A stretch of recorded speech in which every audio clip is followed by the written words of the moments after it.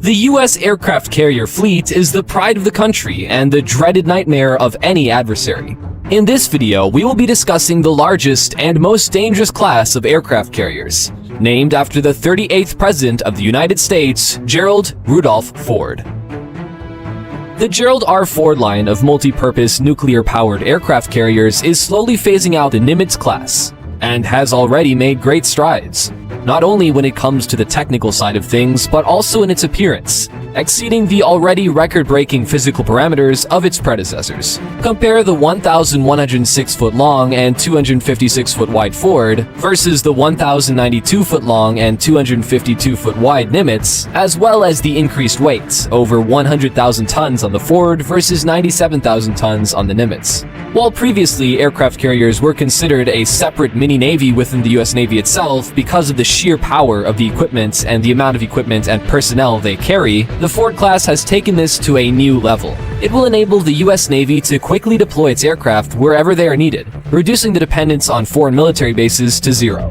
The Ford class wings will be able to destroy hundreds of targets every day for weeks at a time, increasing the effectiveness of US military power in combat against any adversary. Let's take a look at the most significant advantages that the newest aircraft carrier has over its Nimitz class ancestor.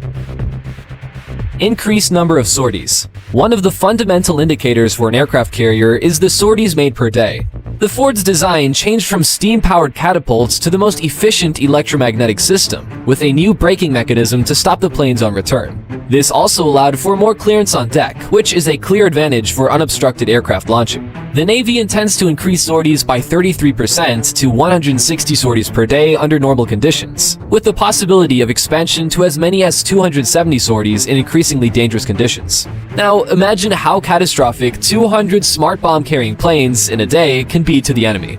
Greater emphasis on the use of UAVs.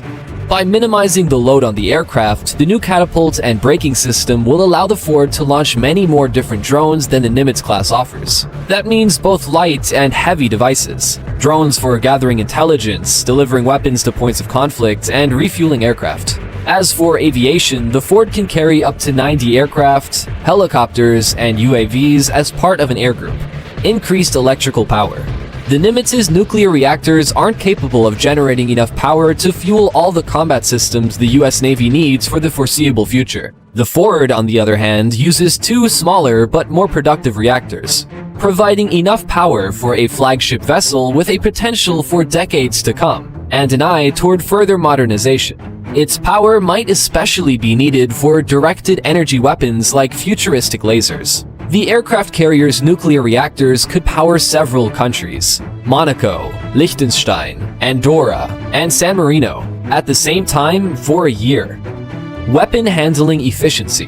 The logistics of the Nimitz armament was designed many decades ago and was not optimized for today's smart weaponry.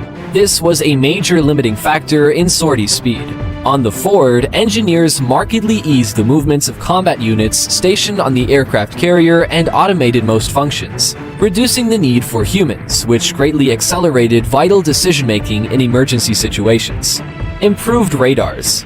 Radars play a critical role in the life of an aircraft carrier, but the Nimitz class needs multiple radars to perform its functions, from detection to escorting and to target identification. The Ford, on the other hand, is capable of replacing a whole set of radars with a single multifunctional one, which, in addition, takes up much less space. The system has higher sensitivity than its predecessor and is much easier to maintain. The smaller amount of space required for radar deployment has led to the reduction of its visibility for enemies, which is also an undeniable advantage. Enlarged cockpit. Moving the radar a little further along the hull increased the efficiency of the aircraft carrier's cockpit. As with the Nimitz, the Ford uses over 4 acres of deck space, but its use has become much more intelligent. It makes it possible to maintain a well-balanced operation of attack fighters, airborne radars, jammers, propellers, and of course, drones simultaneously, increasing the daily number of air wing sorties. Head start for the future. The 10 existing Nimitz-class aircraft carriers have been gradually upgraded by the Navy to meet modern threats and challenges. However, due to these upgrades, by 2005, Rand's report found that the weight of the ships had also increased substantially, shifting their center of gravity to a critical point. So much so that increasing it further was deemed unacceptable. As for the Ford class, military experts estimate that it will not have similar problems, even after several decades of active service. Reduced staffing requirements. Personnel take up the lion's share of aircraft carrier operating costs, as thousands of people need to be supplied. The Nimitz was designed with fairly low manpower costs at the time and limited automation capability. At the same time, the Ford was designed to replace manpower with technology to reduce the number of crew needed and costs by 20%. The Nimitzes have often had to perform personnel reductions of hundreds of sailors, but the Ford is unlikely to have a staffing problem. Low maintenance costs. Maintenance affects costs both offshore and in shipyards.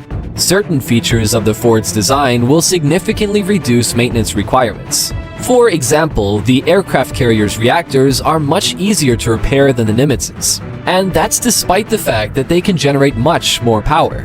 The multifunction radar and electromagnetic catapult are also many times easier to maintain than their predecessors.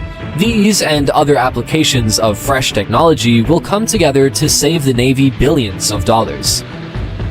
Lower cost of operation. Building aircraft carriers is expensive, of course, but it's much cheaper for America's budget than most of the lifetime maintenance costs. Saving on crewing, maintenance, and substantially reducing other costs will make the final price of the Ford-class aircraft carriers at least $4 billion cheaper than the Nimitz during its 50-year life cycle. Given its total technological superiority, that's a definite win. Unfortunately, even the most advanced military hardware has its shortcomings, and the Ford class was no exception, facing its own problems. Back in 2016, one of the voltage regulators on the main turbine generators failed, damaging the rotors. Engineers managed to isolate the problem though, and quickly solved it. But a much greater threat to the operation of the ship is the instability of the EMALS mechanism, the new electromagnetic catapult system. Since it was developed simultaneously with the design of the aircraft carrier itself, the system is not yet reliable enough to be used in stressful combat conditions. The main disadvantage was the interconnectedness of the catapults. If one of them should fail, you would have to wait until all flight operations on the other catapults are completed for repairs, or suspend flights altogether until repairs are made. While experts are working on this issue, they will also have to make sure that the system fails no more frequently than once every 4,166 launches, rather than once every 400 launches as it does now. All of this is subject to upgrades and associated costs of tens of millions of dollars. However, the ultimate goal is worth it. After all, by investing millions today, the Navy could save billions of dollars in the future by using the latest technology. The most interesting thing about the Ford compared to the Nimitz and all previous aircraft carriers is the zero chance of it ever sinking. First, its displacement is insane, so even an entire ocean full of water would not be enough for it to sink. And second, only some few countries with nuclear weapons have the potential to destroy the aircraft carrier. And believe me, they really would need at least a nuclear explosion for it to go down. Today, the Ford is literally unsinkable and is one of the safest and most useful combat systems in the US arsenal. The United States is the only country in the world with a fleet and budget large enough to keep more than 10 aircraft carriers in service. When it comes to the real question of cost, a simple calculation shows that building, operating, and maintaining aircraft carriers costs the Navy only 1% of the federal budget. One aircraft carrier, the Gerald R. Ford, costs taxpayers more than $13 billion. But despite what critics say that aircraft carriers are more expensive than they seem at first glance, even when the cost of escort ships is taken into account, the reality is that the US Navy would need tens, if not hundreds, of times more warships if it tried to fight conflicts without aircraft carriers. There are currently 5 ships in the class, 1 commissioned aircraft carrier, 1 launched, 1 more under construction, and 2 aircraft carriers scheduled to begin construction in 2023 and 2027. What will be the fate of further projects of this class of aircraft carriers is still unknown.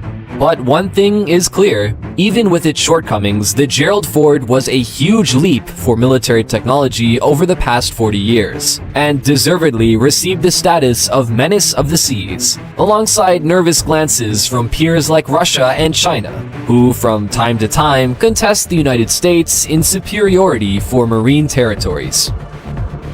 What do you think of this giant aircraft carrier? What feature impressed you the most? Be sure to let us know in the comments. Also, if you enjoyed this video, don't forget to like it, subscribe to the channel, and turn on notifications to always stay in touch. See you soon.